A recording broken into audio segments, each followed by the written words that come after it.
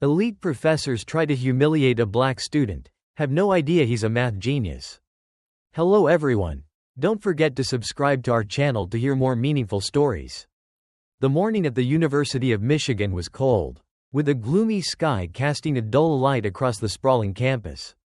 Inside the massive lecture hall, the air felt thick with anticipation. The room, which could seat over 100 students, was about to become the stage for one of the most demanding and high-stakes academic confrontations. As the students trickled in, they shuffled through notebooks and opened laptops, preparing for the unrelenting challenge of advanced calculus. At the front of the room, the imposing figure of Dr. Linda Cartwright stood like a sentry, her sharp eyes scanning the students as they filed in. Known for her brutal teaching style, she commanded the room with an air of authority that left no room for distractions. Today was not just another class. The front rows were occupied not only by students but also by a select group of esteemed guest professors from various departments, sitting at the front as if they were judges at a trial. They weren't here to learn, they were here to evaluate Cartwright's method of breaking down students, separating the worthy from the unworthy in her unforgiving academic crucible. This open lecture would be her stage, and every move she made would be scrutinized. Her reputation as a professor who believed in cutting away the weak had attracted the attention of those who shared her belief that only the strongest could survive in the world of mathematics. As Dr. Cartwright stepped onto the lecture floor, her heels clicking sharply on the cold tile, an absolute silence swept across the room. It wasn't just the chill in the air, it was the silence of power. A presence that demanded respect the moment she entered. Her posture was immaculate, her silver-rimmed glasses catching the fluorescent light, reflecting nothing but a cold, steely determination. She didn't need to ask for respect, she commanded it. Every student in the room seemed to instinctively lower their gaze, too afraid to risk catching her calculating eyes.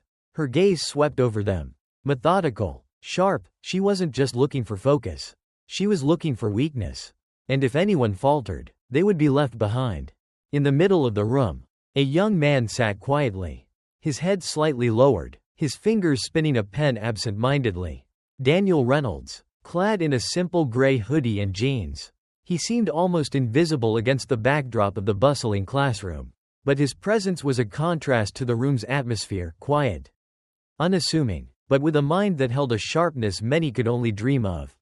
While others fumbled through their notes, he observed, unruffled by the tension that gripped the room.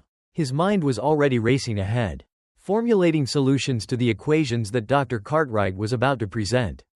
But in the front row, where the professors sat like vultures waiting for the weak to fall, there was no such calm. Their eyes lingered on Daniel, their expressions dripping with disdain, their thoughts already made up. A black student in an advanced math class? They scoffed at the idea. They were certain he didn't belong here. They believed, without a doubt, that he would fail. They watched, waited for him to prove their assumptions right. And yet, Daniel didn't flinch. He remained poised, a quiet storm inside, while the rest of the room prepared for the academic battle of their lives. They had no idea that today, they would witness something that would challenge not just the numbers on the board, but everything they thought they knew about ability, assumptions, and pride. Daniel Reynolds sat quietly in the middle rows, his gray hoodie blending seamlessly with the neutral tones of the lecture hall. He had become a part of the background, unnoticed by most, yet his presence was undeniable.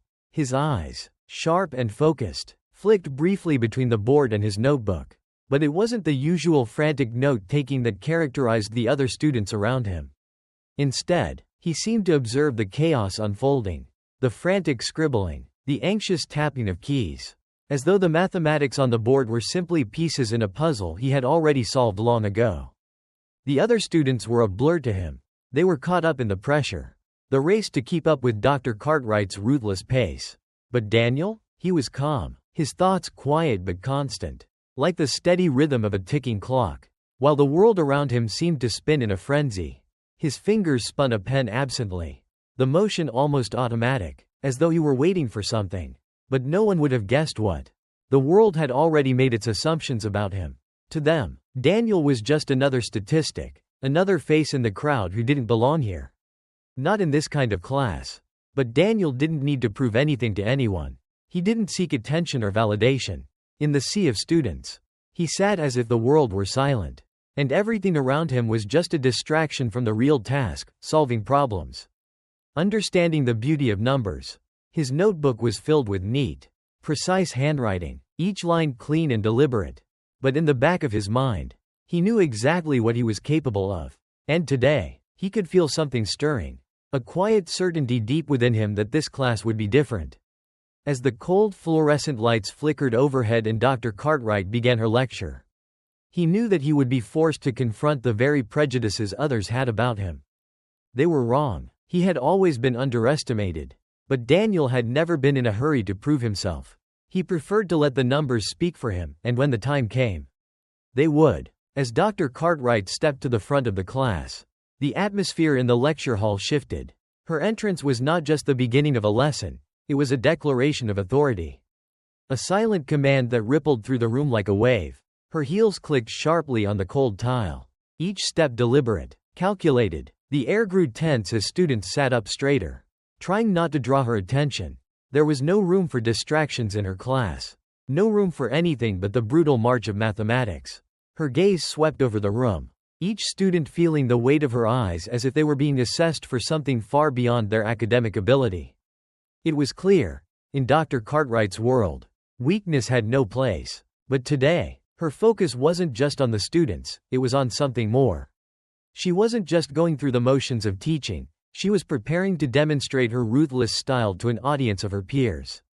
The guest professors at the front of the class sat like silent judges, eyes gleaming with anticipation, their attention fixed entirely on Cartwright's every move. They weren't here to witness an ordinary lecture. They were here to evaluate the true measure of her teaching methods, methods that didn't aim to nurture, but to eliminate. Those who couldn't keep up would simply fall away, swept aside by the relentless tide of Cartwright's intellect. But as she scanned the room, her gaze momentarily stopped on Daniel. It wasn't a lingering look, but it was enough for everyone in the room to feel the subtle shift. Cartwright's eyes narrowed, just for a fraction of a second, and in that brief moment, Daniel felt the full force of her judgment. It was a question, unspoken but undeniably clear. Do you really think you belong here? The thought hung in the air like a challenge, one that wasn't meant for everyone, just for him. The murmurs among the guest professors were soft but laced with scorn. They exchanged knowing glances, their minds already made up. That black student? In an advanced math class? The idea was laughable to them. Their smiles, thin and smug, spoke volumes. This wasn't about mathematics for them. It was about proving that some people simply didn't belong in this world of elite intellect. A few chuckled softly, as if they had already written Daniel off, certain that he would crumble under the pressure. But Daniel, sitting quietly in the middle row, didn't react. He had heard those whispers before. The judgment, the assumptions, they didn't matter to him. He had learned long ago not to let the prejudices of others dictate his worth. Today, he would let the numbers speak for themselves. And in the silence that followed Cartwright's brief glance, he couldn't help but feel the subtle shift within him, the quiet determination that today, he wasn't just another student. Today, he would show them all just how wrong they were. Dr. Cartwright wasted no time. With a swift flick of her wrist, she began writing on the board, the chalk biting into the surface with a sharp, staccato rhythm. The complex equations began to take shape, symbols and variables intertwining, cascading across the board like an intricate web of logic and structure. Each line she wrote seemed to pulse with the weight of decades of knowledge and experience, demanding total focus from anyone who dared follow. The room was silent, save for the soft scratching of pencils and the hurried clicking of keys on laptops. Students scrambled to catch up, their eyes darting between their notes and the rapidly filling board, struggling to keep pace with Cartwright's relentless tempo. But in the middle of the room, Daniel remained still, his eyes fixed on the board with a calm intensity. Unlike the others, whose faces twisted in confusion as they tried to make sense of the equations, Daniel's gaze was steady, unwavering. To him, the symbols were no more than pieces in a puzzle he had solved countless times before. He wasn't writing anything down, he wasn't rushing to catch up with Cartwright.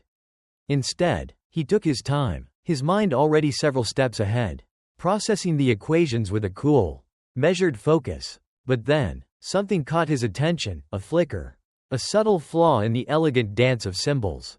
Cartwright had made a mistake. It was small, almost imperceptible to anyone who wasn't paying close attention. But for Daniel, it was glaring. The equation didn't quite line up as it should. A misstep in the transformation that could easily go unnoticed by the rest of the class. But one that would lead to a catastrophic error further down the line. For a moment, Daniel hesitated. The room was thick with the unspoken rule that Cartwright's word was gospel. That challenging her was an act of defiance. He could let it slide. No one else seemed to notice. He could keep quiet, continue with the lecture like the others, and avoid becoming the center of attention. But that thought made him uneasy. His fingers tightened around the pen in his hand as his stomach churned with the quiet indignation that had become so familiar to him. He hated arrogance, hated the certainty with which people believed they could never be wrong. Especially when it was backed by prejudice. No, he wouldn't let it go. He couldn't. This was his moment to make a stand. To correct the mistake that everyone else seemed too intimidated to even see. He drew in a slow breath, raised his hand, and broke the silence of the room. The class froze, the sound of the chalk against the board coming to an abrupt halt as all eyes turned toward him. "Professor." Daniel's voice was calm, steady. "There's a mistake in the transform." The words hung in the air, a challenge wrapped in quiet certainty. And for the first time that day, the room seemed to hold its breath. Daniel's heart raced as his words cut through the tense silence. Dr. Cartwright's chalk paused midair, her gaze fixed on him, calculating. The room was still, every student and professor holding their breath, waiting for her response. A cold smile flickered on her lips. But it wasn't kind. It was a smile that saw him as nothing more than an obstacle to crush. "A mistake, you say?" Her voice was soft, laced with sarcasm. The class watched, anticipation hanging heavy in the air. Daniel met her eyes unwaveringly, his voice steady. "Yes, I'm sure." The challenge was clear. For the first time, it wasn't just a student answering, it was a defiance that echoed through the room. Dr. Cartwright's gaze hardened, and for a brief moment, the silence became suffocating. She turned to the board, scanning the equations with a feigned nonchalance, as if to show she wasn't fazed. But Daniel's certainty hung in the air, undeniable. The room seemed to hold its breath, the tension palpable. With a slight tilt of her head, Cartwright spoke again, her voice a quiet challenge. "Are you sure?" The words were barely a whisper, yet they carried the weight of a trap. Daniel didn't flinch. "Yes," he replied, his voice unwavering, sealing the fate of the confrontation.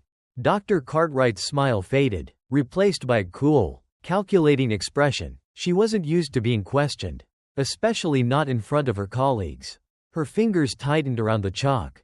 But she didn't speak, she simply turned back to the board. The class held its breath, waiting for her to strike back. The guest professors exchanged glances, smirking, certain Daniel had just made a fatal mistake. But Daniel remained unmoved, his eyes fixed on her, unyielding. The silence stretched on, and for the first time, it was clear. Cartwright wasn't the only one in control of this room anymore. The air in the lecture hall had shifted. What began as a quiet challenge had now escalated into a full-blown confrontation. And Dr. Cartwright, who had always been the one to control every moment in her classroom, found herself on the back foot. Her gaze never wavered from Daniel as he stood firm, unwavering in his certainty. The class, still in stunned silence, waited with bated breath. Cartwright's pride was at stake, and she wasn't about to let a student like Daniel, someone she'd never taken seriously, make her look weak.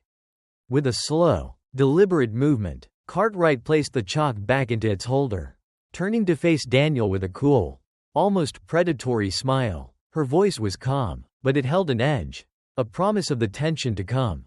"If you're so confident, then go ahead," she said, gesturing toward the board. "Prove it." The room seemed to hold its breath. The professors in the front row leaned forward, their interest piqued. They had watched Cartwright crush students before.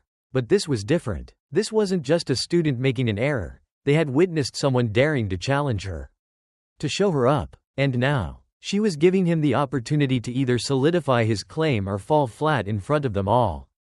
Daniel stood still for a moment, his eyes never leaving Cartwright's. There was no hesitation in his gaze, no doubt in his mind. He walked to the board, the chalk now feeling like an extension of his hand, as natural as breathing. The room watched, a collective mix of skepticism and fascination. As Daniel's hand moved over the board, his strokes were confident, sure, and precise. Each equation flowed effortlessly from his mind to the board, as if it had always been there. The symbols and numbers fell into place like a puzzle he had already solved. As the seconds ticked by, the students in the room began to lean forward, their eyes narrowing as they tried to make sense of the elegant simplicity of Daniel's corrections. There was no stutter in his movements, no pause to double-check his work. He was operating on a level that few could even comprehend, let alone match. As he stepped back from the board, there it was, the solution, laid out flawlessly for all to see. A few students whispered, disbelief and admiration creeping into their voices. Had he really done it? Had Daniel just corrected a mistake that Cartwright herself had missed? In the front row, the guest professors looked at each other, their smug expressions faltering as they realized they had misjudged him. Daniel wasn't just smart, he was brilliant. And Cartwright, for the first time, was forced to confront the truth. She had been wrong. The mistake was hers, and there was no denying it. The class fell into a stunned silence. No one dared speak. All eyes were fixed on Cartwright, waiting for her response. But for the first time, she had nothing to say. The battle wasn't over yet. But Daniel had made his point clear. This time, the numbers had the final say. The atmosphere in the lecture hall had shifted dramatically. Dr. Cartwright's earlier composure had cracked, revealing a subtle flicker of doubt behind her cold exterior. But she wasn't about to admit defeat, not in front of her colleagues, not in front of her students. If Daniel thought he had won, he was gravely mistaken. With a quick, almost imperceptible movement, she straightened her posture, her expression regaining its trademark air of icy authority. The silence that hung in the air was thick, heavy with the weight of her unspoken challenge. Without missing a beat, Dr. Cartwright strode to the board, picked up a fresh piece of chalk, and with deliberate speed, she wrote out a new problem. The symbols danced across the board, twisting and overlapping like an intricate maze. This time, the equations were more complex, layered with higher-order integrals, nested functions, and nonlinear transformations, an elegant puzzle that would stretch even the sharpest minds. She turned to face Daniel, her eyes narrowing, as if daring him to rise to the occasion once more. "This should be more fitting for your talents," she said softly, her voice carrying the weight of an unspoken challenge. The room had grown completely still. The students, who had been whispering in astonishment just moments ago, were now silent, caught between fear and excitement. They knew what Cartwright was doing. She wasn't just presenting another problem. She was raising the stakes, trying to prove that no matter how talented Daniel was, there were limits even for him. The guest professors, leaning forward in their seats, exchanged glances, their expressions betraying a mix of curiosity and eagerness. They had seen this before, students who thought they could outsmart Cartwright, only to be crushed by the sheer complexity of her problems. Whitaker's lips curled into a smirk, his eyes glinting with anticipation. "Let's see how long he lasts," he whispered to the colleague beside him, his voice dripping with amusement. The challenge was set, and the class waited for Daniel to falter, to crumble under the pressure. But Daniel didn't flinch. He stood there for a moment, his eyes locked on the board, absorbing the problem with a calmness that defied the tension around him. There was no panic, no sign of uncertainty. He knew what Dr. Cartwright was trying to do. She was testing him, pushing him, trying to make him doubt himself. But he wasn't about to give her the satisfaction.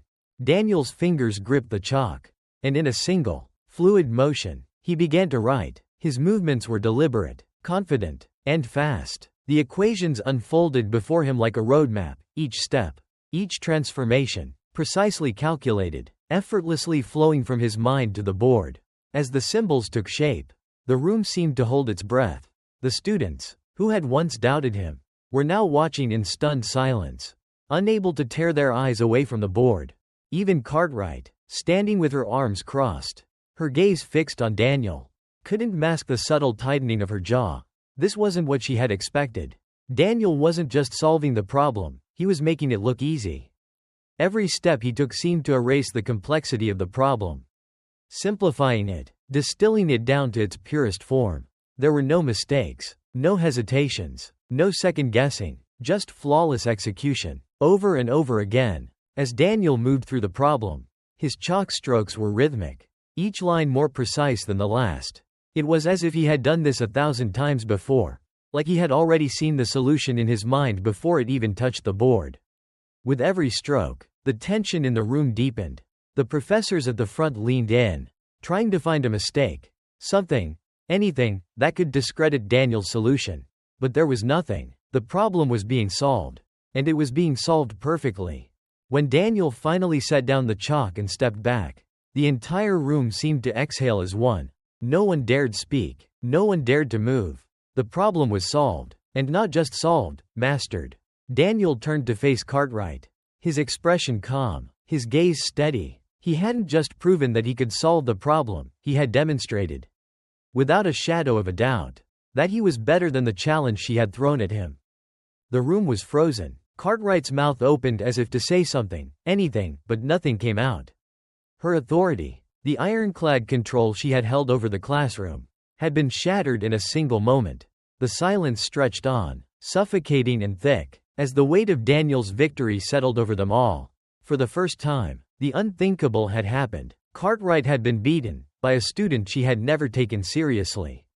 And the class? They were left in awe, staring at the board, at the brilliance of a mind that they had all underestimated. The silence in the lecture hall was deafening. Every pair of eyes was locked on the board, still stunned by what they had just witnessed. The problem, once a formidable mountain of complexity, now seemed like a simple task, easily conquered by a student no one had believed could rise to the challenge.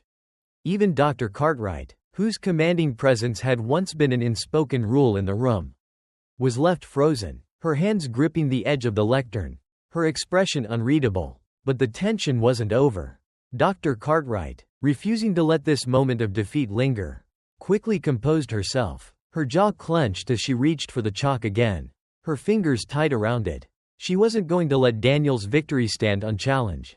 She would prove, no, reassert, her dominance. Her pride was on the line. And she would not allow this young student to make her look weak. Not in front of the very professors who had come to observe her. She flicked her gaze toward the board and began writing a new problem. Even more complicated than the last. A maze of higher-order equations and interwoven mathematical transformations. The room seemed to shrink as the equation took shape. The complexity was a deliberate move, a test. An attempt to break Daniel's confidence. She wanted to see him falter. She wanted to prove that no one, especially not a student like him, could sustain brilliance under this kind of pressure. As the symbols took form on the board, her lips curled into a thin smile, as if daring Daniel to attempt what was now in front of him. She turned to face him, her eyes sharp, cold, and calculating, as if she had already won the battle. "Let's see if you can solve this one," she said, her voice cutting through the air, laced with disdain. The challenge was clear. This time, Cartwright wasn't interested in a simple correction, she was going to humiliate him. To expose him for the pretender he was. The class held its collective breath. The air was thick with anticipation. And for a moment, even the guest professors, who had been watching with a mix of curiosity and skepticism, leaned forward, eager to see how this would unfold. Whitaker, once amused, now looked at Daniel with a hint of concern. Would he crumble this time? But Daniel didn't flinch. His mind, already attuned to the complexities of mathematics, was unshaken. He knew exactly what Cartwright was trying to do. She was attempting to break him, to make him doubt himself. But Daniel was no stranger to being underestimated. He had faced worse, in quieter places, in the shadows where no one could see him fight. He walked to the board with a slow, deliberate pace, each step echoing in the stillness of the room. His hand reached for the chalk, and the moment his fingers wrapped around it, the tension in the room seemed to intensify. Daniel took a breath, steady and calm, and began to write. His chalk strokes were confident, almost elegant, each one connecting seamlessly with the next, as if the problem didn't pose the slightest challenge to him. With every line, the complexity of the equation seemed to fade. What had been a labyrinth of symbols and transformations now flowed like a river, each calculation falling perfectly into place. The audience of students, once doubtful, now found themselves leaning forward, their eyes wide with disbelief. Some whispered, others blinked in astonishment, unsure of what they were seeing. Was Daniel really solving the problem as if it were just another simple equation? Even the guest professors, once so certain of Cartwright's superiority, were silent now, their gazes fixed on the board. The problem, once seen as insurmountable, was being unraveled by Daniel with such ease that it was hard to deny the truth of what was happening. Cartwright stood motionless, her face betraying the subtle crack in her armor. She had expected Daniel to hesitate, to falter under the weight of her challenge. But he didn't. Instead, he was proving her wrong, shattering the illusion she had carefully built around herself. As the final line of the equation appeared on the board, Daniel set the chalk down with a quiet, almost imperceptible sigh. The silence stretched out, but this time, it wasn't the oppressive silence of tension, it was the stunned silence of realization. Daniel had done it. He had solved the problem flawlessly, effortlessly. No one could deny it. Not even Cartwright. The room, once frozen in awe, now buzzed with disbelief. Students whispered among themselves, their voices filled with awe and admiration. The professors, who had come to witness Cartwright's brilliance, were now left speechless. For the first time, Daniel wasn't just a student who had solved a problem, he had completely upended the expectations of an entire room of experts. Daniel turned away from the board, his face calm and composed, but his eyes flicked momentarily to Cartwright. The battle wasn't over, but it was clear that the balance of power had shifted. And in that silence, as the weight of his victory settled over the room, Daniel knew one thing for certain: he had just proven that his brilliance was undeniable. That his place in this room, in this world, was his to claim.